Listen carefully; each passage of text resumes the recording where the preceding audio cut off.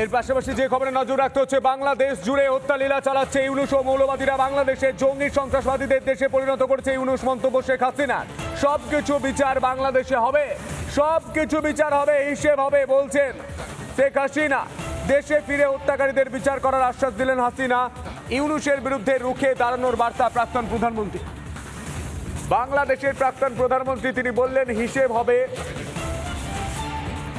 বিচার হবে। তিনি বলছেন, তিনি ঠিক কি বলেছেন শুনবো।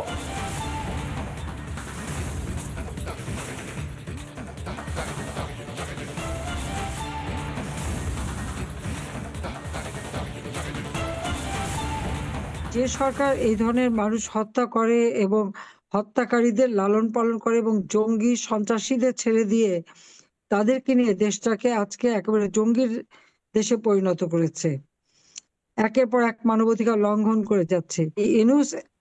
সে এই মানবাধিকার লঙ্ঘনের দায়ে সে দায়বদ্ধ, কাজী একদিন তার বিচারও বাংলাদেশে হবে। এই মানবাধিকার লঙ্ঘনের দায়ে তার বিচার করা হবে। দেশে ফিরতে পারবো, প্রত্যেকটা পরিবারের যা যা লাগে সব সহায়তা আমি দেব, আর হত্যাকারীদের বিচারও করব।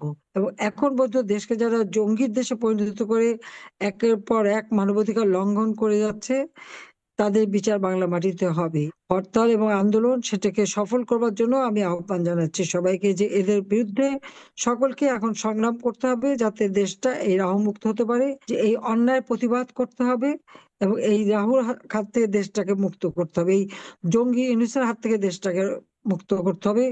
বাংলাদেশের জঙ্গিবাদ চলবে না। এইভাবে মানুষ হত্যা, পিটিয়ে হত্যা, এই জঘন্য ঘটনা যারা ঘটিয়েছে তাদের আমি তীব্র ভাষায় নিন্দা জানাই।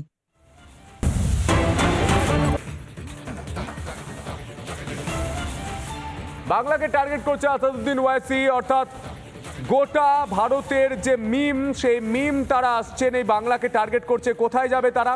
তারা মুসলিম অধ্যুষিত, মুসলিম জনসংখ্যা বেশি এমন বিধানসভা আসনে তারা টার্গেট করছে। বাংলাকে টার্গেট করছেন আসাদুদ্দিন ওয়াইসি। বাংলায় আসছেন অল ইন্ডিয়া মিম প্রধান আসাদুদ্দিন ওয়াইসি। টার্গেট মুসলিম জনসংখ্যা বেশি এমন বিধানসভা আসন, ভোটারদের মধ্যে স্পষ্ট বিভাজন চান ওয়াইসি।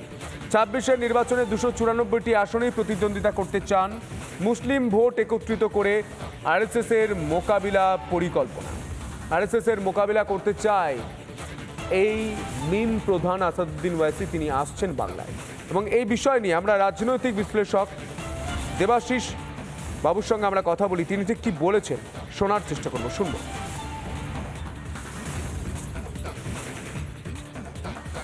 আসাদুদ্দিন ওয়াইসি পশ্চিমবঙ্গের মোট ২৯৪ প্রত্যেকটি আসনে উনি প্রার্থী দেবেন। উনি এরকম আগেও করেছেন, বিহারে করেছেন, উত্তরপ্রদেশে করেছেন, বিভিন্ন জায়গায় ওনার রাজনীতি একদম নিছক পরিষ্কার, একদম সাম্প্রদায়িক রাজনীতি। মানে উনি একদম পরিষ্কার স্পষ্ট করে বলেই উনি ইলেকশন কমিশনকে জানিয়ে দিয়েছেন যে প্রকাশ্যে বলেই যে আমি মুসলমান ভোটের জন্য আমি ভোট লড়ি। তৃণমূল কংগ্রেস এই যে সরকারটা আছে পশ্চিমবঙ্গে, এটা যেইভাবে হিন্দুদের প্রতারিত করছে, যেই ধরনের রাজনীতি বা যেই ধরনের প্রশাসনিক ব্যবস্থা এই সরকারের আছে, সেটা থেকে শুধু হিন্দুরাই আক্রান্ত নয়, মুসলিমরাও প্রচুরভাবে আক্রান্ত। এর প্রতিকার মুসলমানরা কিরকম ভাবছে, তারা আইএসএফ ভাবছে না তারা ওওয়াইসিকে ভাবছে, তাদের বিষয়ে তারা কি করবে এটাই ভবিষ্যতে দেখা।